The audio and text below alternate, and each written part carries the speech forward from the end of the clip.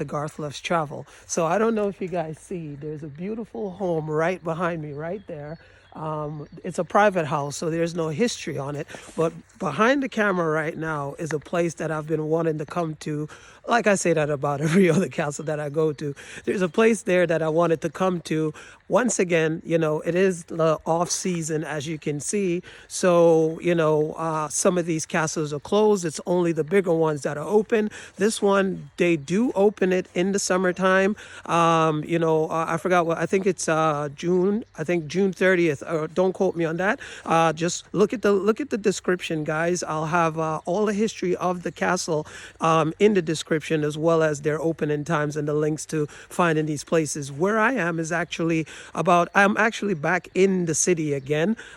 So it's about 1 hour and 20 minutes drive away from Stockholm, you know, on the weekend if there's no traffic. So I am here to check this place out. So it's going to be a really quick video. I'm just going to go around it really quick because it's not that big, but it's one of the, to me, I actually love the beauty of it. But guys, before we do that, there's one thing I really want to say, and it's about what's going on right now in the world, especially in the Middle East, with the quote-unquote war between, you know, Palestine and the neighbors, right? Israel. So, you know, I just find it very disturbing that these events are taking place. And if you guys know me and you know my channel, this channel is about inspiring people to go out there, live their lives, inspiring people to be better human beings for the planet. And also, I've shared in previous videos that we live on one Earth, one planet, right? So like there was an earthquake in Taiwan, and then there was an earthquake in New York City just a couple, well, when you guys see this video, it'll be a couple days ago.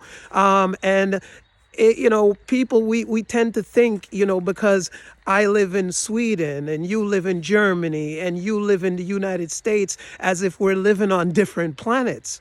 And we're not. We're living on the same planet. Do you understand that? The house that you go into every single night, we feel like, oh, this is my house, so I live here and you live over there, but we're in like separate worlds. No, we're not.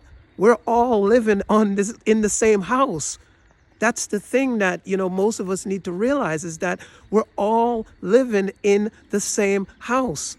When we leave this planet, right, and we go to another planet, this is home. We're not going to think of it as you're from Sweden and I'm from New York. No, we're going to think of it as, hey, we're both from Earth. This is home. This is our house. All of it is our house. Germany, Sweden, Denmark, Norway, America, you know, England. It's the same house. So there's a direct connection with the earthquake that happened in Taiwan to the earthquake we felt in New York. Do you understand where I'm going with this? So therefore, every single person of planet Earth is guaranteed a place to live on this land. No one has the right to say who decides to live and who decides to die because of land. We're all citizens of the earth, okay? It doesn't matter if you're Jewish, it doesn't matter if you're Christian, it doesn't matter if you're Muslim. We're all citizens of the earth. No one should be killed because of their religion. And it goes either way, guys. It's not because this one or that one. I'm not siding with anyone. I am siding with Earth. I am siding with human rights. That's what I am siding with. We live in the same house. Some people decide, oh, I don't want you on this side of my house. Or, you know, this is my house. I don't want you next to me. But we live in the same house. We all share the same air. We all share the same sun. We all share the same rains. We all share the same waters. We all share the same foods. Because food is shipped. When you go to the grocery store, you're eating bananas probably from Colombia. You're eating grapes probably from Mexico. So we all interconnect with each other. We need each other to survive. Everyone has a right to live on this planet and have a home. That is a human right. And it isn't right for someone to attack another person. Yes, it isn't right. Doesn't matter which side it goes on. but there is a limit, right? Because as adults, when I was growing up, my parents taught me that, to lead by example, right? If I see, and for instance, if someone gets abused, right? Or if a man gets abused, we blame the abuser. If a child gets abused, we blame the abuser, right? And we say, okay, we want to teach people, just like when someone commits a crime and they go to jail. We want to teach them rehabilitation so they can be better. Because we, the persons or the people who put that person in jail, want to teach them better. So when they come out, if they come out, they're better to society, right? And themselves. So therefore, if you, as in my country where I come from, is saying we want to hold a moral ground to teach the world to be a better place and spread democracy, but yet we're supplying the very tools to create havoc and destruction. You see the hypocrisy? But guys, I don't want to get into that. The bottom line that I'm saying here is this. We're taught in this world to lead by example. And if two sides have a disagreement and the first thing that they can do is annihilate each other, women, children, die, lose legs, arms, because two people or two factions decide we have a problem, we can't get along, we're not even going to talk about it, we're just going to blow each other to smithereens. My heart goes out to those innocent aid workers that were only doing their jobs. When does it end, guys? When does it end? You see the insanity in this? When does it end? I mean, literally, they will have to kill every single Palestinian for it to end. Or they will have to kill every single Israeli for it to end. It has to end. The Ukrainian problems, it has to end. It's insanity. We are watching insane people conducting insane things. There's so much I want to say about this, but I'm going to end it here. So let's go on to the castle. I drove up here from Stockholm because I wanted to see this castle. Coming up here, it seems like a beautiful area. I haven't been down this road yet, but it looks like there's a lot down there. There's a lot of horse farms and a lot of cows or cattle that's out. So I saw this house. There must be a story about this place, but I don't know. It is a private home. It doesn't look like anyone is in residence, but just by the way it is and it's detailed, it looks like it's definitely something from the past. But there's a board over there, so I'm going to head over there and see if I can get any information. There's another beautiful view of this house over here. Let me see if I can get the side of it so you guys can see. That's really, really nice. So as you guys are going to see, we're at Penningby Castle. And as you can see, all the information is here as to when they open, and you can also book tickets and things like that. It also has the history of the castle. Like I said before, guys, I will have it in the description. If I can find it in English, I will post that. You guys could see here. And also, I don't know what that is, but it says something on there. This is the side view of the castle. It is really, really beautiful, actually. You guys have seen it in the video, driving here. Walk over here and get a view. I did a little research on the castle. So this castle was mentioned, I believe, from the 1380s, and it is from the Vasa era. So this is one of the oldest castles, and it is a private castle, so it's still in the hands of private people. I am not sure if they are, people. I'm sure it's probably within the family, but I think since we have this over here. I can go down here and get a better view for you guys. I mean, guys, when you're standing here, I'm gonna go back and walk down towards the front, but I think you guys have seen it when I was driving up here. You know, the view from entering up here. But they said, so some parts of this castle, they said something about moat, but again, guys, look in the description below and you will see everything you need to see about this castle. I did find information that was in English, so it will be in English, so you can see. But man, look at this thing. And again, guys, when you're standing here looking at this in real life, it is so imposing. Like just this little dome area right here. Look at this, guys. You know, I absolutely love doing this stuff. You know, it is one of my favorite things to do.